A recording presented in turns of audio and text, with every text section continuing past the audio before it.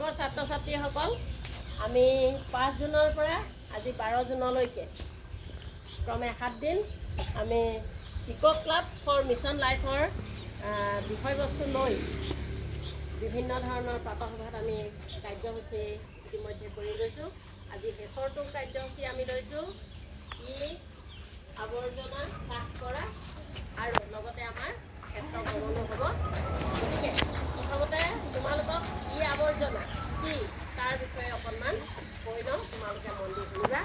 ই আৱৰ্জনা হ'ল আমি যিবিলাক ঘৰত ব্যৱহৃত বস্তু, ধৰি লোৱা লাইট, ৱায়াৰ, আমি একেবাৰে সাধাৰণ বস্তুখিনি কথা কৈ আছোঁ তোমালোকক। তোমালোকৰ মোবাইল ফোন, টেবলেট, টিভি, এইবিলাক বস্তু হ'ল ই আৱৰ্জনা। যেতিয়া বস্তুটো আমি প্ৰয়োগ কৰি থাকোঁ সি ঠিকে থাকে, বেয়া হোৱাৰ পিছত আমি তাক কি কৰোঁ? পেলাই দিওঁ না। পেলাই দিয়াৰ পিছত এইখিনি যেতিয়া আমি তাক পেলাই দিম, পেলাই দিয়াৰ পিছত তাৰ পুনৰ ব্যৱহাৰ কৰিব কিন্তু নোৱাৰে। আৰু পুনৰ ব্যৱহাৰ কৰিবলৈ গ'লে মানে তাৰ পৰা যিখিনি পদাৰ্থ নিৰ্গত হ'ব, সেই নিৰ্গত হোৱা পদাৰ্থই পৰিৱেশ দূষিত কৰিব, লগতে স্বাস্থ্যৰো আমাৰ অপকাৰ কৰিব। গম পাইছানে? যেনে ধৰি লোৱা আমাৰ বৃক্ক বিকল হ'ব, হাওঁফাওঁ বিকল হ'ব, কিডনী শ্বাস প্ৰশ্বাস লোৱাত আমাৰ অসুবিধা হ'ব। গতিকে এইখিনি দূৰ কৰিবৰ কাৰণে আমাক এটা চৰকাৰে ধৰি দিছে যে আমি ই আৱৰ্জনা হ্ৰাস কৰাৰ ওপৰতো আমি গুৰুত্ব দিব লাগিব। আৰু এটা কথা, আমি এই বস্তুখিনি প্ৰয়োগ কৰি গ'লেহে আমি বিজ্ঞানৰ এতিয়া যি যুগ, সেই যুগৰ লগত আমি খোজ মিলাই যাব পাৰিম। সেইটোও আমাক লাগিব। লগত আমি সাৱধান হ'ব লাগিব, আমি সজাগ হ'ব লাগিব, যাতে সেই বস্তুখিনি আমি সৎ ব্যৱহাৰ কৰি আমাৰ স্বাস্থ্যৰ কাৰণে যাতে অসুবিধা নহয় বা অপকাৰ নহয়, সেই কথাত আমি মন দিব লাগিব। আৰু এই মিছন লাইফ, যিটো eco club for mission life চৰকাৰে লৈছে, সেইটো ৰাষ্ট্ৰসংঘৰ এটা প্ৰচেষ্টা আছে। আমি তোমালোকক ৰাজ্যখনৰ নাম কৈছোঁ।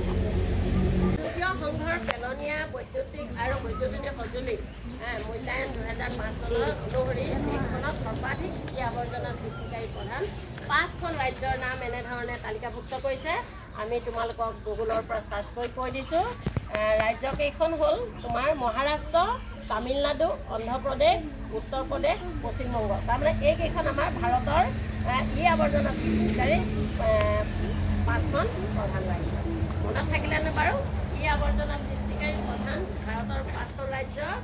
তেওঁলোকে তেওঁলোকৰ হেৰিত উলিয়াইছে, যিটো মূল্যায়ন কৰিছিলে, সেই মূল্যায়ন দিব পাৰিম।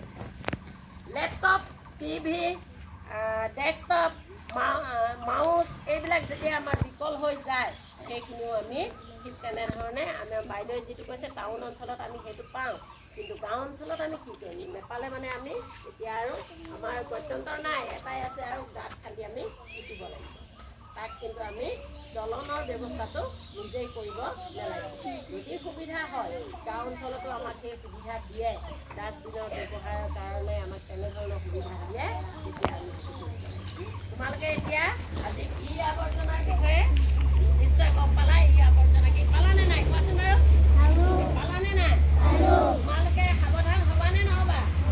তোমালোকৰ ওচৰ চুবুৰীয়াকো ক'বা, যদি কেতিয়াবা জ্বলোৱা দেখা তোমালোকেও নজ্বলাবা।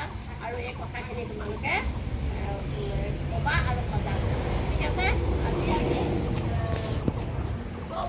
ক্লাব ফৰ মিছন লাইফৰ এই ভিত্তিক যি ক্ৰিয়াকলাপ আজি আমি সামৰিম।